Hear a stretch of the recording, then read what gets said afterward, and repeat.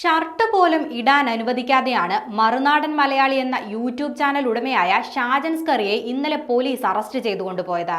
യൂട്യൂബിൽ പ്രസിദ്ധീകരിച്ച വീഡിയോ വഴി യുവതിയെ അപകീർത്തിപ്പെടുത്തിയെന്ന കേസിലാണ് ഷാജൻ സ്കറിയെ ഇന്നലെ രാത്രിയിൽ അറസ്റ്റ് ചെയ്തത്. ഇന്നലെ രാത്രി 8:30യോടെയാണ് ഷാജൻ സ്കറിയെ വീട്ടിൽ ഭക്ഷണം കഴിച്ചുകൊണ്ടിരിക്കുന്നതിനിടയിൽ പോലീസ് കസ്റ്റഡിയിലെടുക്കാനെത്തിയത്. വസ്ത്രം മാറാൻ പോലും അദ്ദേഹത്തെ അനുവദിക്കാതെയാണ് പോലീസ് കസ്റ്റഡിയിലെടുത്തത്. പിന്നാലെ തന്നെ അദ്ദേഹത്തിന് കോടതി ജാമ്യം അനുവദിക്കുകയും ചെയ്തു. തിരുവനന്തപുരത്തെ വീട്ടിൽ നിന്ന് അറസ്റ്റ് ചെയ്ത് വൈദ്യപരിശോധനയ്ക്ക് ശേഷം വഞ്ചിയൂർ മജിസ്ട്രേറ്റിന് മുന്നിലാണ് അദ്ദേഹത്തെ ഹാജരാക്കിയത്. പിന്നാലെ 2 ആൾ ജാമ്യത്തോടെയും കർശന ഉപാധികളോടെയുമാണ് കോടതി ജാമ്യം അനുവദിച്ചത്. എന്നാൽ വസ്ത്രം മാറാൻ പോലും അനുവദിക്കാതെ ഷാജൻ സ്കറിയെ അറസ്റ്റ് ചെയ്തുകൊണ്ടുപോയതിൽ വലിയ പ്രതിഷേധമാണ് ഉയരുന്നത്. പ്രായമായ അപ്പന്റെയും അമ്മയുടെയും മുന്നിൽ നിന്ന് എന്നെ പിടിച്ചുകൊണ്ടുവന്നു. കേസ് എന്താണെന്ന് എന്നോട് പറഞ്ഞിട്ടില്ല.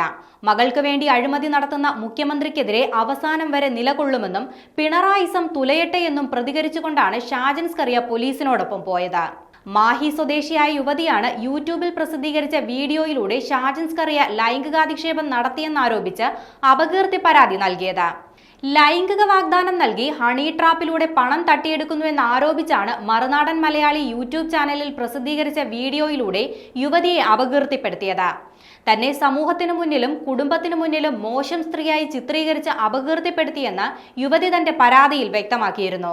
UAE-യിൽ പ്രമുഖ ബാങ്കിലെ ജീവനക്കാരിയാണ് താനെന്നും യുവതി വ്യക്തമാക്കിയിട്ടുണ്ട്.